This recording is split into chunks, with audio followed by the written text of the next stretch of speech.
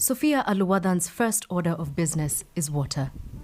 It is blisteringly hot, and the race to find even a drop is relentless. This is life in Wajir, one of the most heat-stressed regions on Earth. We've not had any rain, and we're facing a very severe drought. It's now been almost 7 months since we last saw rainfall. What little rain that came was not enough. The pasture dried out and Sophia's animals started to die.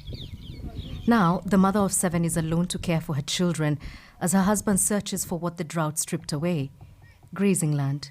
It's been 10 days since they left. My husband went with the remaining animals, but he would not have gone if things were okay. Signs that things have not been okay are everywhere we look. Dried water pans, holes dug into riverbeds by people searching deeper for water. Scientists say this region in the Horn of Africa is drying out faster than at any point in the last 2,000 years. The IPC, who measure and communicate food crises, report 3.3 million people in northern Kenya cannot reliably feed themselves, 52% more than last year. Some of Sophia's children are malnourished and are being supported by an NGO-funded nutrition program. With her husband gone, the few remaining animals provide milk for the family. But Sophia cannot be sure when her husband will return, so she prioritizes getting water. With her children in tow, she begins a 20-minute walk to a nearby borehole. Hidden under her scarf is a 30-day-old baby. At the borehole, the clamor for water never lets up. Animals drink first. Only then are the large plastic containers filled for human use. The last time there was any significant rainfall in this area was 2 years ago, and it flooded then.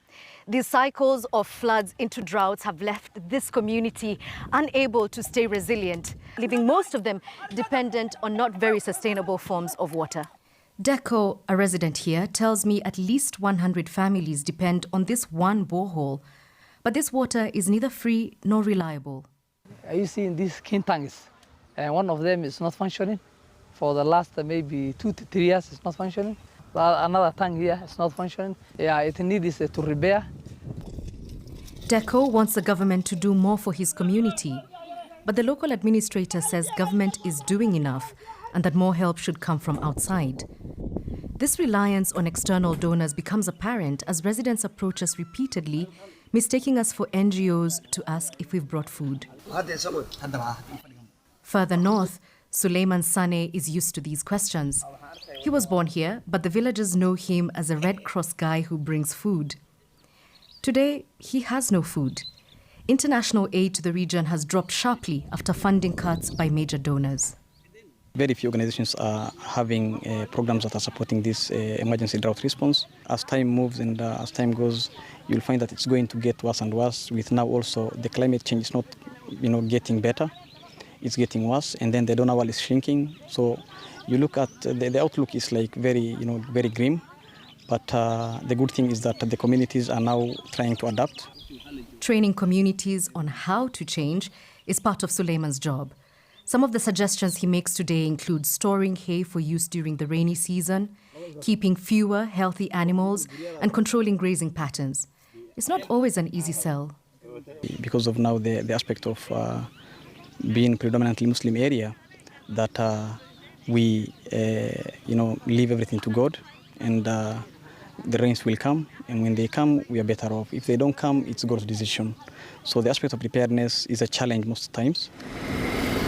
The government's answer to that challenge is a National Drought Management Authority created for a single task: to end drought emergencies in Kenya.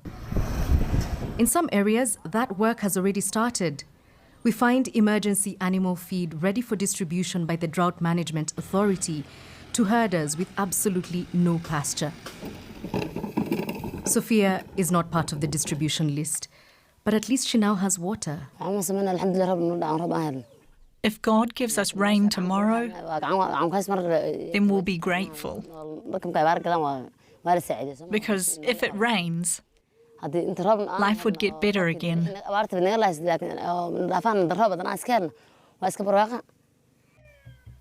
For 13 euro cents, she's bought just enough for their daily use. Without animals to sell, money is hard to come by, and Sophia doesn't know how she'll buy more tomorrow. But right now, she lets her youngest enjoy the first sips. The skies are clear. She knows no rain is coming.